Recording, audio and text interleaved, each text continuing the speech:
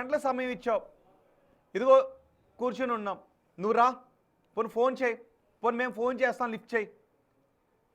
నువ్వు ఏ విధంగా రెండు క్వశ్చన్స్ అడుగుతాం, నువ్వు రెండిటికి నీళ్లు నమ్మలకుండా ఆన్సర్ చెప్తే చెప్పగలవా?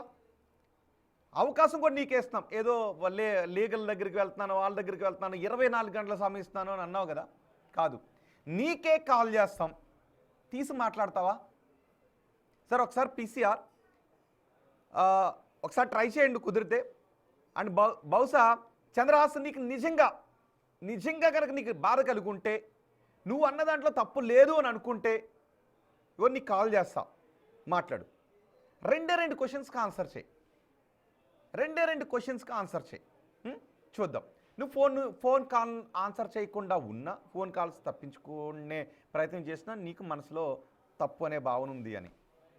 సో ఒకసారి మేము ఆ ప్రయత్నం చేద్దాం. ఓకే అశోక్. నేనేమంటానంటే, ఇక్కడ నువ్వు వణికిస్తే వణికిపోతారా? తప్పు చేసింది నువ్వు కదా, తప్పు చేసింది అతను. బూతులు మాట్లాడి పబ్లిక్గా ఇవాళ ఎంటైర్ సొసైటీలో నాకు తెలిసినంత వరకు రోహిత్ ఒక ఆశ్చర్యకరమైన ఘటన ఏంటంటే, ఏ ఇష్యూ రైజ్ అవునాయి సొసైటీలో. ఈవెన్ శివాజీ గారు మొన్న చేసిన కామెంట్స్ ఉన్నాయి, ఆడవాళ్ళ దుస్తుల మీద ఆయన చేసిన కామెంట్స్. సో ఆ కామెంట్స్లో 50% అగైనెస్ట్, 50% పాజిటివ్ వచ్చింది. పాజిటివ్గా సమర్థించేవాళ్ళు కొంతమంది, వ్యతిరేకించే కొంతమంది. సహజంగా ఏ ఇష్యూలో అయినా ఉంటారు, అది మంచి అయినా చెడు అయినా, ఏ ఇష్యూలో అయినా సగం మంది సపోర్ట్ చేస్తారు, సగం మంది వ్యతిరేకిస్తారు, లేదా 60-40 అయినా ఉంటుంది కనీసం.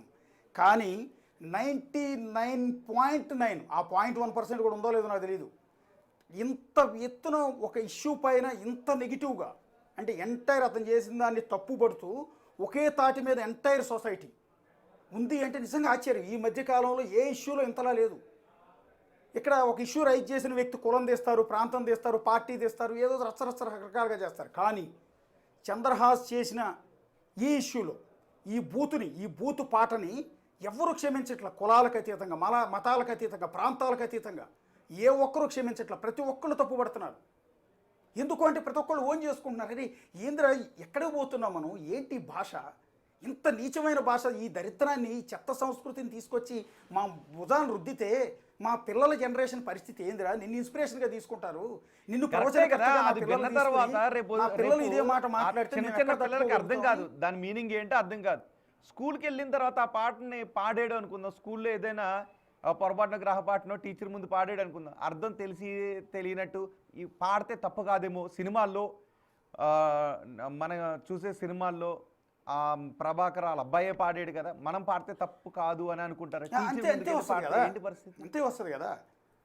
నేనేమంటానంటే, ఇక్కడ చంద్రహాస్ని కెరీర్ నాశనం చేయాలనో, చంద్రహాస్ని సినిమాని అడవకూడదని మనం ఎక్కడ అనుకోకూడదు. ఎందుకంటే ఆ సినిమాకి ప్రొడ్యూసర్ బోర్డు అంత డబ్బులు పెడతాడండి, డైరెక్టర్ కథ రాసుకుని పాపం వీళ్ళందరిని ఒప్పించి చెప్పులు అరిగేలా తిరిగి అతను మొత్తం రెడీ చేసి సినిమా షూటింగ్ అంతా చేస్తాడండి. ఇతను ఓన్లీ ఇతని రోల్లో, హీరో రోల్లో ఇతను వెళ్ళి చేసి వచ్చి ఉంటాడు.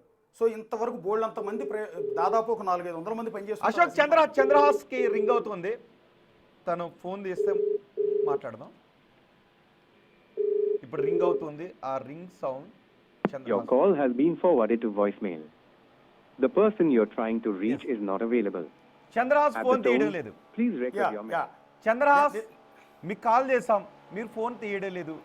మీరు ఎక్కడికెక్కడికో లీగల్ ఒపీనియన్స్ కోసం వెళ్తామో, లేదు ఇంకెక్కడెక్కడికో వెళ్ళి ఏదో అన్నారు కదా, శబదం చేస్తారు కదా, శబదాలు ఇవన్నీ వద్దు. జస్ట్ సమాజానికి 2 క్వశ్చన్స్ ఆన్సర్. అంటే రోహిత్ ఇక్కడ మిమ్మల్ని అడిగేది ఏంటంటే, అనేదో లేని లీగల్ ఒపీనియన్ తీసుకుంటున్నానని, లాయర్లు ఉన్నారని, నిన్నేదో చేసేస్తానని నన్ను రకరకాలుగా బెదిరించాడు. నేనేమంటానంటే, మీరు కూడా లాయరే. అవును, మీరు కూడా లాయరే కదా, జర్నలిస్ట్ కమ్ లాయర్ కదా. అవును. ఈ కేసులో మొదట బూతులు తిట్టోండి, తప్పు చేసినోడిని కోర్టులైనా లేకపోతే పోలీస్ స్టేషన్లో అయినా తప్పు పడతాయా, లేకపోతే దాన్ని క్వశ్చన్ చేసినోడిని తప్పు పడతాయా? అంతేగా, క్వశ్చన్ చేసిన ఎందుకు తప్పు పడతాయి? తప్పు చేసేవరో భయ్ అని చెప్పి నేను నిన్ను క్వశ్చన్ చేశా. ఒక పబ్లిక్ వేదిక పైన, ఒక పబ్లిక్ ఫంక్షన్లో మహిళల ముందు, అక్కడ చాలామంది మహిళలు ఉన్నారు, మహిళలందరి ముందు గూపాదే ఏందది అసలు ఎందుకు నీ సినిమాలో పెట్టుకోవటానికి అవకాశం లేని పాటను సోషల్ మీడియాలో పాడడంలో నీ ఉద్దేశం ఏంటి? ఎందుకు సెన్సార్ దాన్ని అభ్యంతరం వ్యక్తం చేస్తుందో తెలుసా చంద్రహాస్ అనే 2 క్వశ్చన్స్కి ఆన్సర్ చెప్పు. సెన్సార్ వాళ్ళు ఎందుకు ఆ పాటని నీ సినిమాలో పెట్టనివ్వరో నీకు తెలుసా చంద్రహాస్? ఎందుకంటే అది తప్పు, బూతు. అది సినిమాలో పెట్టడం ద్వారా సమాజానికి అవసరం లేదు. మరి నువ్వు ఏం స్టార్వి? ఎదుగుతున్నటువంటి స్టార్వా, లేదంటే బూత్ స్టార్వా?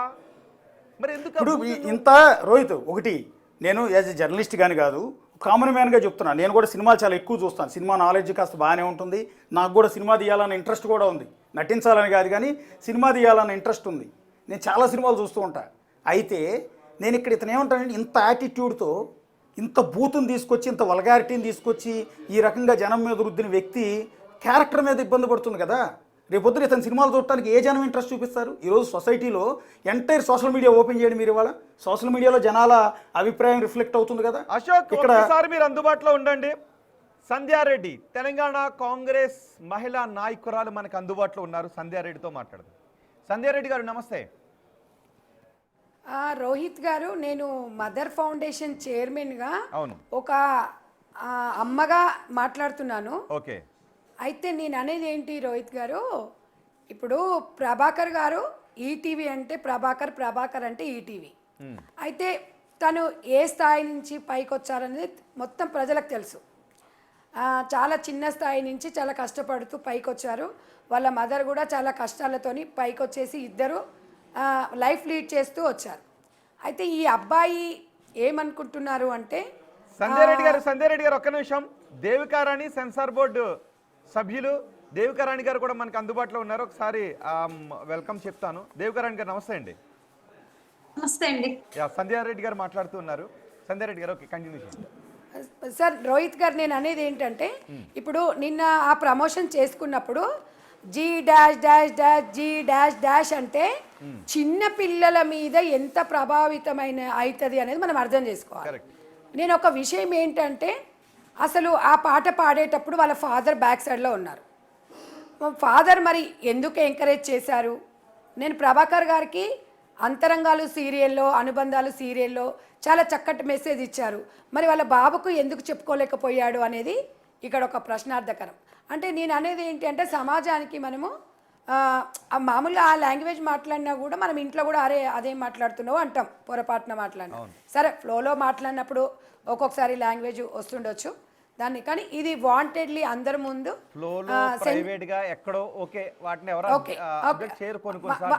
One second. అయితే ఇక్కడ ఆల్రెడీ సెన్సార్ బోర్డు ఇది యూజ్ చేయొద్దు అని సెన్సార్ బోర్డు చెప్పిన తర్వాత కూడా అక్కడ పాడడం అనేది జనాలకి ఏం సంకేతాన్ని ఇస్తున్నారు అంటే, ఇక్కడ సెన్సార్ బోర్డుని అవమానించినట్టే. సెన్సార్ బోర్డుని డెఫినెట్గా మళ్ళీ చెప్తున్నాడు, ఇది సెన్సార్ బోర్డు వాళ్ళు పెట్టొద్దన్నారు, అయినా నేను రాశాను అంటే ఈయనేదో భగవద్గీత రాసి పాడుతున్నట్టుగా, ఈయనేదో రామాయణం రాసి ప్రజలకు వినిపిస్తున్నట్టుగా మాట్లాడాడు అబ్బాయి. అంటే ఈ అబ్బాయి సెన్సార్ బోర్డుని ఇక్కడ తప్పు పడుతున్నాడు. అంటే వాళ్ళు వద్దన్న తర్వాత కూడా, అంటే నా ఇష్టం అండి, నేను ఏదైనా పాడతాను, మీరందరు వినాలి, నేను సమాజం గతంలో నన్ను ఇలా అన్నారు, మీరు పట్టించుకున్నారంటే నేను అదే చెప్తున్నాను బాబు. అంటే సంధ్యారెడ్డి గారు, మీరు అన్న దగ్గర ఒక చిన్న సూచన కూడా వచ్చింది. బహుశా సెన్సార్ వాళ్ళకు అందులో ఉన్న రూల్స్ ఫ్రేమ్ చేసేదానికో, సినిమాలో ఏముంది అన్నది చూసి సెన్సార్ బోర్డు సర్టిఫికెట్లు ఇస్తుంది. సో బహుశా మనం కొన్ని రూల్స్ ఫ్రేమ్ చేసుకోలేమో. సినిమా ప్రమోషన్ని కూడా మీరు ఎలా చేశారు అన్నది కూడా మేము పరిశీలించిన తర్వాత ఆ సినిమాకి మేము పర్మిషన్ ఇస్తాము అనే కొన్ని కఠినతరమైన రూల్స్ని ఫ్రేమ్ చేసుకుంటే ఆ సినిమాకి సంబంధించి అన్ని ఒళ్ళు దగ్గర పెట్టుకుంటారేమో. ఓకే, నేను సంధ్యారెడ్డి గారు దేవికారాణి గారు మీ దగ్గరికి వస్తారు. సంధ్యారెడ్డి గారు అంతేనా? మరి వాళ్ళు మాట్లాడేది మనకి వినిపించాలంటే సంధ్యారెడ్డి గారు నా మాట వినిపిస్తుందా? ఓకే, సంధ్యారెడ్డి గారు కాల్ కట్ అయింది. దేవికారాణి సెన్సార్ బోర్డు సభ్యులు మనకు అందుబాటులో ఉన్నారు. దేవికారాణి గారు, ఏంటండి సెన్సార్ బోర్డు అబ్జెక్ట్ చేస్తుందని తెలిసి సోషల్ మీడియాలో సమాజం నెత్తి మీద రుద్దేద్దామని అనుకునే ఈ పాటని ఎలా చూడాలి? ఆ పాటను అసలు ఆ భావజాలాన్ని ఎలా చూడాలి? ఇక్కడ సెన్సార్ బోర్డు ఒకసారి పక్కన పెడితే, అసలు మనం ఇంత పెద్దవాళ్ళం, సంధ్యారెడ్డి చాలా పెద్ద వయసు, అందరం, అశోక్ గారు సీనియర్ జర్నలిస్ట్, మీరు సీనియర్, నేను కూడా మీడియాలో